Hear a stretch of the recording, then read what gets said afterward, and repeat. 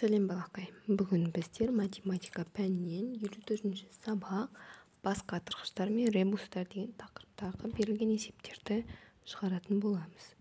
Бірінші тапсырма: әр мысалдағы үлкен сан жасырылған затты ата.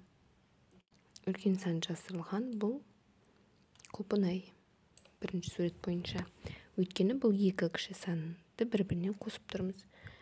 Ал келесі тапсырмада бұл жердегі үлкен сан апельсин.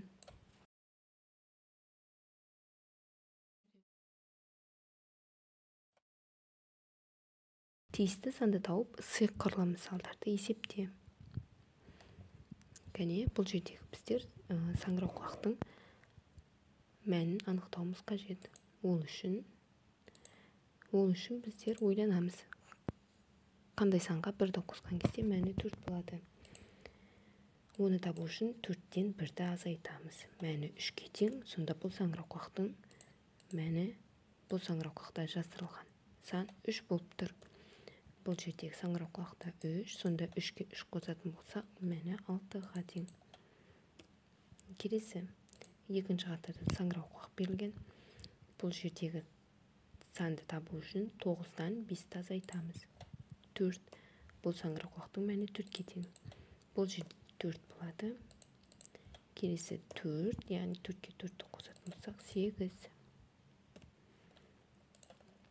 Үшінші мысалда жапырақ берілген. Бұны да дәл алдыңғы тапсырмадағыдай орындаймыз.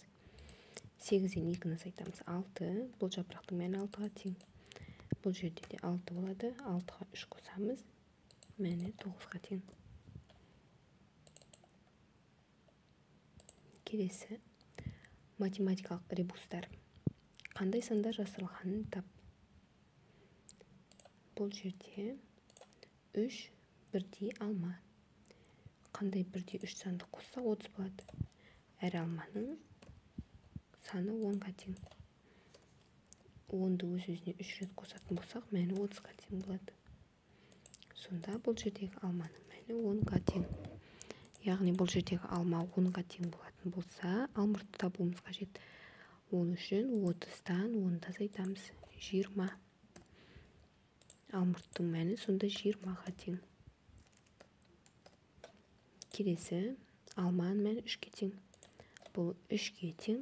Осы арқылы біздер жүзімнің мәнін табамыз.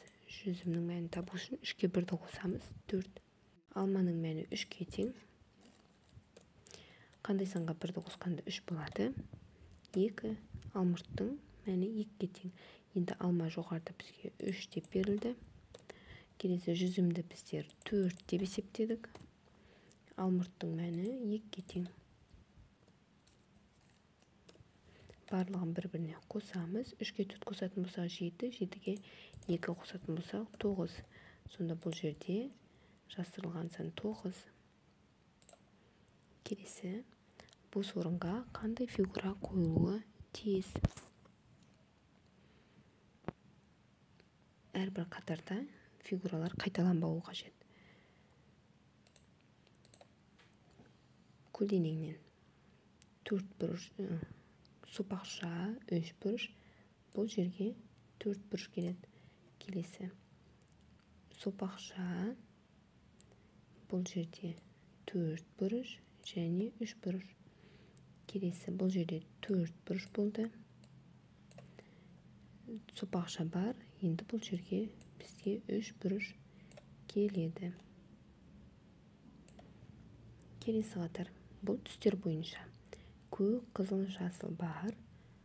Қызыл, көк, бұл жерде бізде жасыл түс жоқ. Жасыл түс болу қажет. Келесі, сен зерттеушісің. Мысалдар тізбегін есепте. Оңай тапсырма, кәне бірге орындап шығайық. 70 қосылған 20 тең.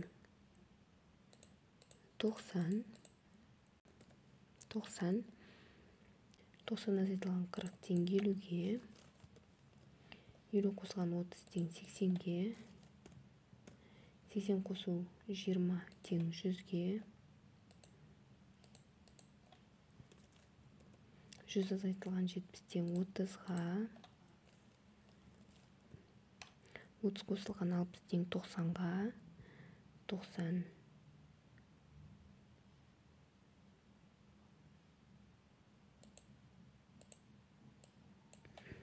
Азайтылған 20 тең 70-ге. Келесі тапсырмасы. 100 азайтылған 90 тең 10-ға. 10 қосылған 30 40-ға тең. 40 қосылған 50 тең 90.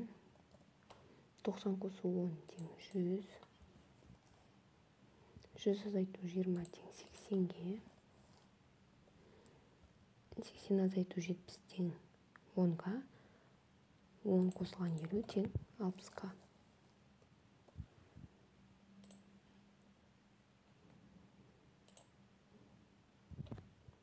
Осымен бүгінгі тапсырма аяқталды. Келесі сабақта кездескенше.